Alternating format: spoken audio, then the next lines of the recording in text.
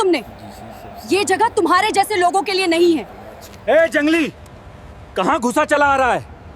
ये तेरे बाप का मैदान नहीं है। सूरज अभी पूरा उगा भी नहीं था। धुंध की पतली चादर साल और सागौन के पेड़ों के बीच तैर रही थी।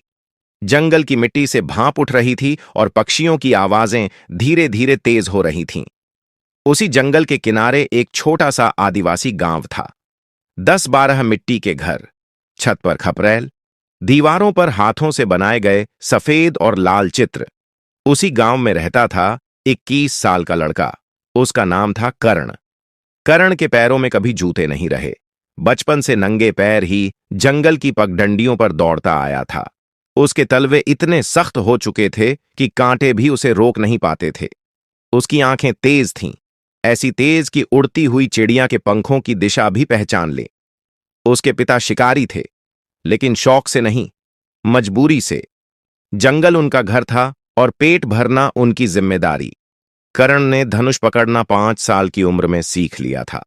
पहले आम के पेड़ पर लटके पत्तों को निशाना बनाता, फिर बहती नदी में तैरते लकड़ी के टुकड़ों को, बाद में चलते हुए खरगोश की रफ्तार का अंदाजा लगाना भी सीख गया। लेकिन कर्ण को शिकार में मजा नहीं आता था, उसे निशाने में मजा आता था। वो अक्सर अपने दादाजी की बात याद करता था। दादाजी कहा करते थे, धनुष लकड़ी का होता है बेटा, असली ताकत तेरी सांस में है। जब सांस और नजर एक हो जाएं, तब तीर रास्ता खुद ढूंढ लेता है। कर्ण के पास कोई आधुनिक धनुष नहीं था। उसका धनुष बांस का था, खुद तराशा हुआ। डोरी उसने जानवर की नस से बनाई थी। तीर के पीछे मोर और जंगली मुर्गे के पंख लगाता था ताकि उड़ान सीधी रहे। उस दिन भी वह नदी किनारे खड़ा था। पानी में एक पत्ता बह रहा था। उसने बिना ज्यादा सोचे तीर चढ़ाया, सांस रोकी, छोड़ा। तीर सीधा जाकर उस पत्ते को चीरता हुआ निकल गया। पीछे से तालियों की आवाज आई। कर्ण ने मुड़कर देखा। गांव में नए आए स्कूल मास्टर खड़े थे। नाम था मिश्रा जी। शहर से आए थे, सरकारी पोस्टिंग पर। तूने ये कैसे किया? उन्होंने हैरानी से पूछा। कर्ण ने कंधे उचकाए। बस देखा और लगा दिया। मिश्रा जी कुछ देर तक उसे देखते रहे, फिर बोले, तुझे पता है दुनिया में ऐसी प्रतियोगिताएं होती हैं जहां लोग सिर्फ निशाना लगाते हैं। बड़े बड़े मैदान में लाखों लोग देखते हैं। कर्ण हंसा। हमारे जैसे को कौन जाने देगा वहां? मिश्रा जी ने जेब से मोबाइल निकाला। उसमें एक वीडियो दिखाया। बड़े स्टेडियम में खिलाड़ी खड़े थे, सफेद कपड़े, महंगे धनुष। स्क्रीन पर लिखा था, ओलंपिक क्वालिफिकेशन ट्रायल्स। कर्ण पहली बार ऐसा कुछ देख रहा था। ये लोग क्या करते हैं? उसने पूछा। तीरंदाजी, मिश्रा जी बोले, लेकिन तेरे जैसे नहीं, मशीनों के सहारे। हवा नापते हैं, दूरी नापते हैं। कर्ण की आंखों में चमक आ गई। अगर हवा खुद महसूस कर ली जाए तो? मिश्रा जी मुस्कुराए। तो फिर मशीन की जरूरत नहीं पड़ती। उस रात कर्ण सो नहीं पाया। वह आसमान देखता रहा। उसे लगा जैसे तारे भी निशाने हैं और कोई अदृश्य धनुर्धर उन्हें साध रहा है। सुबह उसने अपने पिता से कहा, बाबा, मैं शहर जाना चाहता हूं। पिता चुप रहे, फिर धीमे से बोले, शहर जंगल नहीं है बेटा, वहां शिकार अलग होता है। मैं शिकार नहीं करूंगा, कर्ण बोला। मैं साबित करूंगा कि हम पीछे नहीं हैं। पिता ने लंबे समय तक उसकी आंखों में देखा, फिर अपना पुराना सबसे संतुलित तीर उसे पकड़ा दिया। ये तेरे दादा का है, इसे कभी गलत वजह से मत चलाना। कर्ण ने तीर लिया। उस पर हल्की सी नक्काशी थी, एक उगता हुआ सूरज। उसे नहीं पता था कि कुछ महीनों बाद वही तीर दुनिया के सबसे बड़े मंच पर चमकेगा। अभी तो बस एक फैसला हुआ था। जंगल का एक लड़का जिसके पास पहनने को जूते नहीं थे, उसने ठान लिया था कि वह दुनिया के सबसे बड़े निशाने पर अपना नाम लिखेगा। और कहानी अब शुरू हुई थी। 3 हफ्ते बाद कर्ण पहली बार अपने गांव से बाहर निकला। बस अड्डे तक पहुंचने के लिए उसे 15 किलोमीटर पैदल चलना पड़ा। कंधे पर कपड़ों की छोटी गठरी, हाथ में अपना बांस का धनुष और पीठ पर तीरों की टोकरी। गांव वालों ने उसे ऐसे विदा किया जैसे कोई लड़का युद्ध पर जा रहा हो। मां ने जाते वक्त बस एक बात कही, जहां भी रहना अपना सिर झुकाना मत और घमंड करना मत। बस आई तो कर्ण कुछ पल ठिठका। उसने कभी इतनी बड़ी गाड़ी नहीं देखी थी। अंदर लोग, शोर, धक्का मुक्की। कंडक्टर ने उसे ऊपर से नीचे तक देखा। किधर? उसने पूछा। शहर, करण बोला। कौन सा? करण चुप। उसे शहर का नाम भी ठीक से नहीं पता था। उसने जेब से वह कागज निकाला जो मिश्रा जी ने दिया था। उस पर लिखा था, राज्य तीरंदाजी चयन शिविर, जिला खेल परिसर। कंडक्टर ने हंसी दबाई। ओहो, खिलाड़ी साहब। फिर टिकट काट दिया। शहर पहुंचते ही करण को लगा जैसे किसी और दुनिया में आ गया हो। ऊंची ऊंची इमारतें, तेज आवाजें, हवा में धूल और पेट्रोल की गंध, लोग भागते हुए। किसी के पास किसी के लिए वक्त नहीं। वह सीधे खेल परिसर की तरफ चल पड़ा। गेट पर बड़ा सा बोर्ड लगा था, राज्य स्तरीय तीरंदाजी चयन प्रतियोगिता। अंदर मैदान में करीब 50 खिलाड़ी थे। सबके पास चमचमाते धनुष, रंग बिरंगी जर्सी, हाथों में दस्ताने, कुछ के पास निजी कोच भी। करण ने गेट पार करना चाहा तो गार्ड ने रोक लिया। कहां? चयन प्रतियोगिता के लिए। गार्ड ने उसके धनुष को देखा, फिर उसे। ये लेकर, यहां खिलौने नहीं चलते। करण ने बिना जवाब दिए पंजीकरण काउंटर की तरफ इशारा किया। वह लाइन में खड़ा हो गया। उसके आगे खड़े लड़के मोबाइल पर सेल्फी ले रहे थे। कोई कह रहा था, इस बार तो नेशनल पक्का है। कोई अपने स्पॉन्सर की बात कर रहा था। जब करण की बारी आई तो क्लर्क ने नाम पूछा। करण भील, उसने साफ आवाज में कहा। क्लर्क ने सूची देखी, भौहें चढ़ाईं। तुम्हारा नाम तो नहीं है यहां? करण का दिल धक से रह गया। मिश्रा सर ने कहा था। तभी पीछे से आवाज आई, रुको। एक मध्यम उम्र के कोच आगे आए। नाम था कोच राजवीर। चेहरे पर सख्ती, आंखों में अनुभव। तुम ही हो करण? उन्होंने पूछा। करण ने सिर हिलाया। वीडियो देखा था तुम्हारा, मिश्रा ने भेजा था। लेट एंट्री है, लेकिन एक शर्त पर, अगर पहले राउंड में फेल हुए तो तुरंत बाहर। करण ने बस इतना कहा, मौका दीजिए। उसे एक लेन दी गई। बाकी खिलाड़ी हंस रहे थे। देखो भाई, जंगल सफारी शुरू हो गई, किसी ने फुसफुसाया। पहला राउंड था, 50 मीटर। सभी खिलाड़ी मशीन की तरह तैयार हुए। हवा का मापक, दूरी का हिसाब, शरीर की पोजीशन। करण चुप खड़ा रहा। उसने मैदान की मिट्टी को देखा, घास की दिशा देखी। हल्की हवा दाईं ओर से थी। पहला तीर। बाकी खिलाड़ियों के तीर क्रम से लगे, 7, 8, 9, 10। करण की बारी आई। उसने आंखें बंद नहीं की। इस बार उसने सीधा टारगेट देखा। सांस भीतर ली, आधी छोड़ी, रोकी, तीर निकला, टक, पीला गोला, 10। भीड़ में हलचल। तुक्का होगा, पीछे से आवाज आई। दूसरा तीर, फिर 10, तीसरा तीर, 9, लेकिन बहुत करीब। कोच राजवीर की आंखों में अब हल्की गंभीरता थी। पहला राउंड खत्म हुआ। करीब आधे खिलाड़ी बाहर हो गए। करण अंदर था। जब रिजल्ट बोर्ड पर नाम चढ़ा तो कुछ लोग चुप हो गए। कुछ के चेहरे पर नाराजगी थी। एक अमीर परिवार का लड़का आगे आया, महंगी घड़ी, आत्मविश्वास से भरा। सुनो, उसने कहा, यहां तक आ गए हो, ठीक है, लेकिन नेशनल तक पहुंचना खेल नहीं है। करण ने उसकी तरफ देखा। खेल ही तो है। लड़का हंसा। नाम याद रखना, विक्रम मल्होत्रा। अगले राउंड में तुम्हें समझ आ जाएगा। करण ने कुछ नहीं कहा। उसे समझ आ रहा था कि यह सिर्फ निशाने की परीक्षा नहीं है, यह जगह, पहचान और विश्वास की भी परीक्षा है। शाम को जब वह हॉस्टल के छोटे कमरे में अकेला बैठा था, उसने दादा का तीर निकाला। उसे हाथ में घुमाया। लकड़ी की गर्माहट महसूस की। उसने खुद से कहा, जंगल ने मुझे सिखाया है, अब शहर देखेगा। और असली परीक्षा अब भी बाकी थी। अगले दिन मैदान का माहौल बदल चुका था। अब यह सिर्फ चयन शिविर नहीं था, यह प्रतिष्ठा का सवाल बन गया था। सुबह से ही दर्शकों की संख्या बढ़ गई थी। स्थानीय मीडिया भी आ गया था। कैमरे, माइक्रोफोन, रिपोर्टर। आज का राउंड था 70 मीटर। करण ने जब दूरी देखी तो उसके चेहरे पर कोई बदलाव नहीं आया। उसने इससे भी लंबी दूरी पर जंगल में अभ्यास किया था। फर्क बस इतना था कि वहां सामने पेड़ होता था, यहां गोल निशाना। दूसरी तरफ खड़ा था विक्रम मल्होत्रा, सफेद जर्सी, कंधे पर स्पॉन्सर का लोगो, हाथ में विदेशी कार्बन फाइबर धनुष।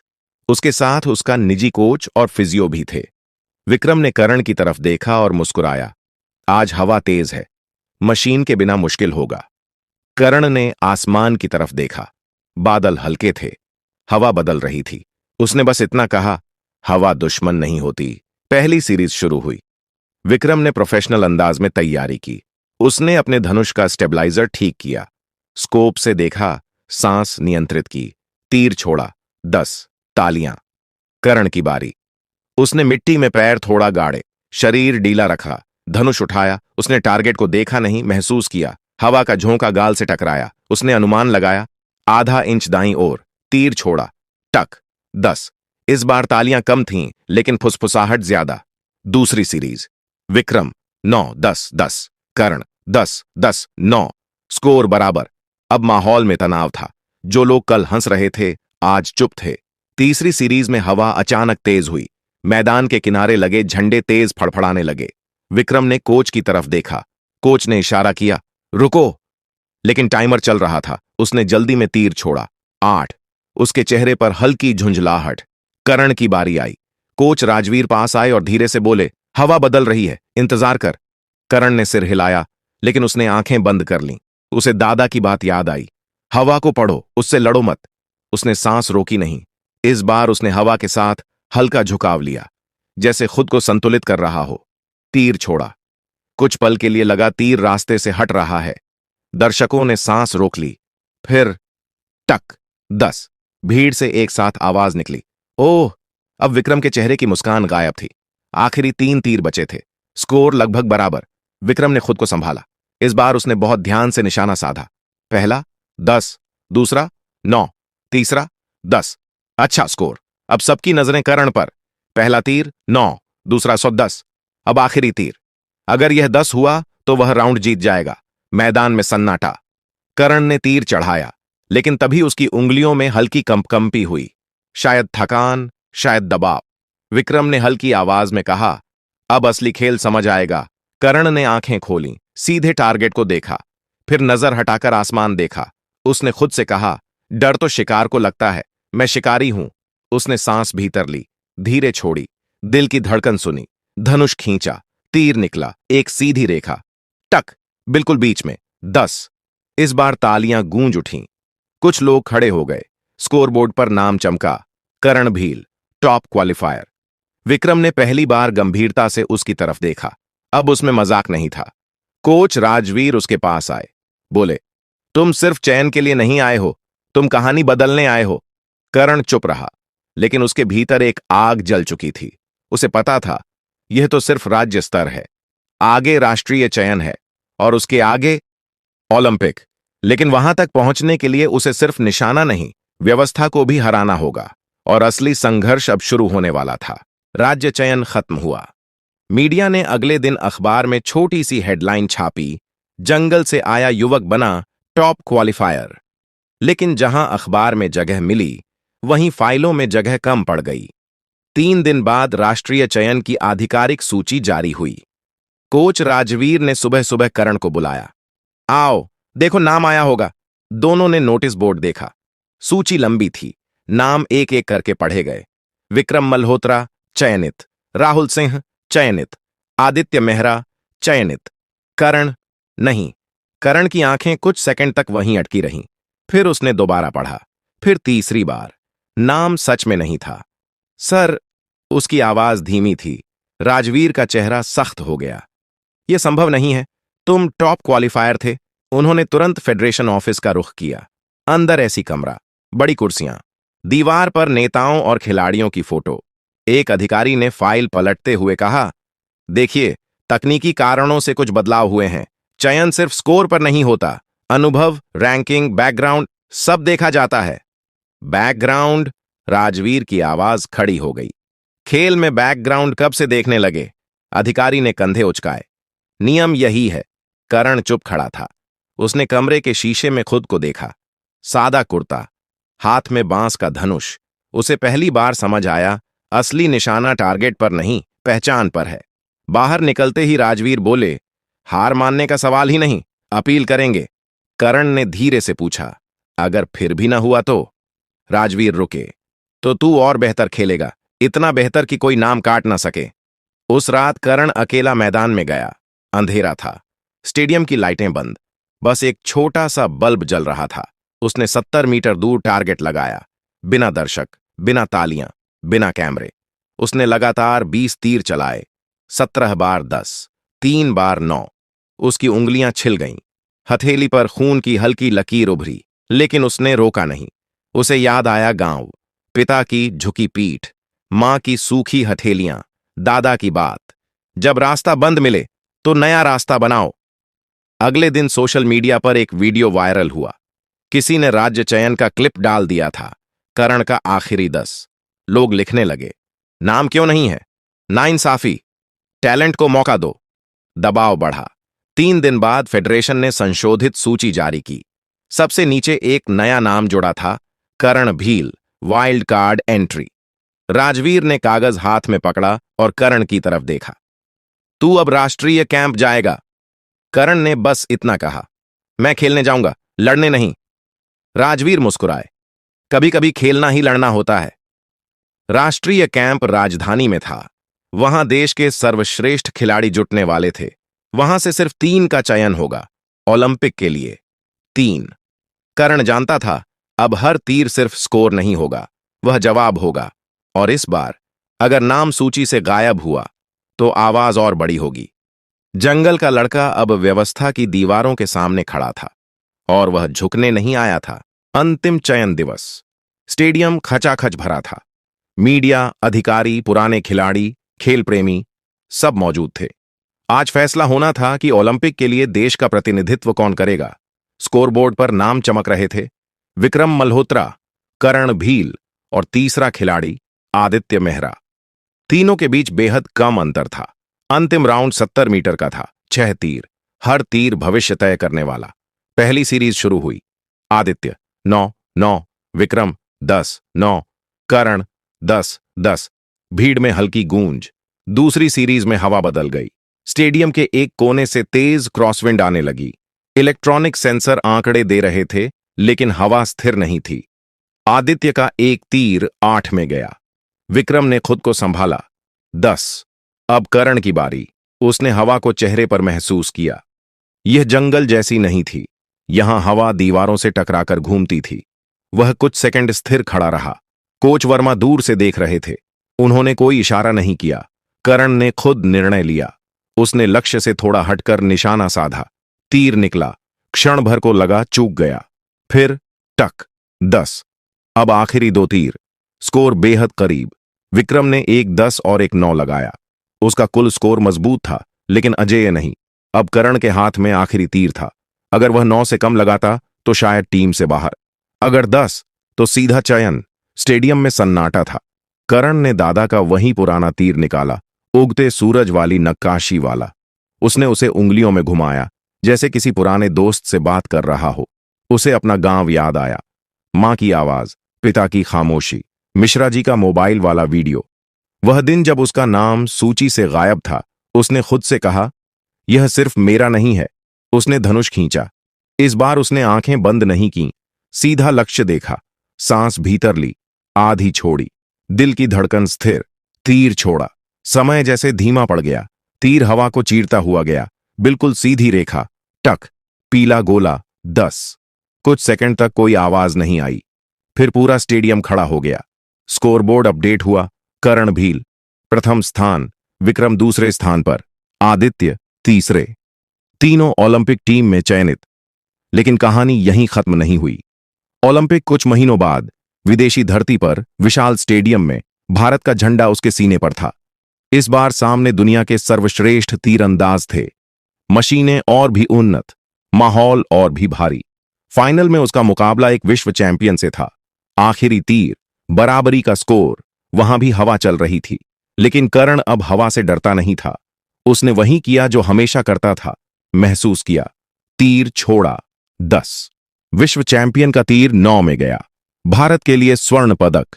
जब राष्ट्रगान बजा, करण की आंखों से आंसू बह निकले। पोडियम पर खड़े होकर उसने कैमरे की तरफ नहीं, आसमान की तरफ देखा। बाद में प्रेस कॉन्फ्रेंस में उससे पूछा गया, आपकी सफलता का राज क्या है, आधुनिक तकनीक या प्राकृतिक प्रतिभा?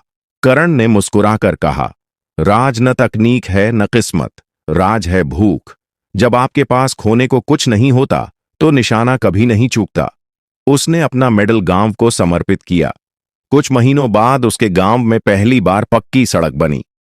एक छोटा खेल प्रशिक्षण केंद्र भी खुला। बच्चों के हाथ में बांस के धनुष थे, लेकिन आंखों में बड़े सपने। करण ने कभी अपना बांस का धनुष नहीं छोड़ा। प्रोफेशनल बो था, लेकिन अभ्यास वह उसी से करता। लोग उसे चैंपियन कहते थे। वह खुद को अब भी जंगल का लड़का मानता था, क्योंकि उसने दुनिया को हराकर यह साबित कर दिया था, संसाधन ताकत नहीं देते, विश्वास देता है। और जब नजर साफ हो तो 70 मीटर नहीं, पूरी दुनिया भी छोटी पड़ जाती है। अगर आपको करण की यह कहानी पसंद आई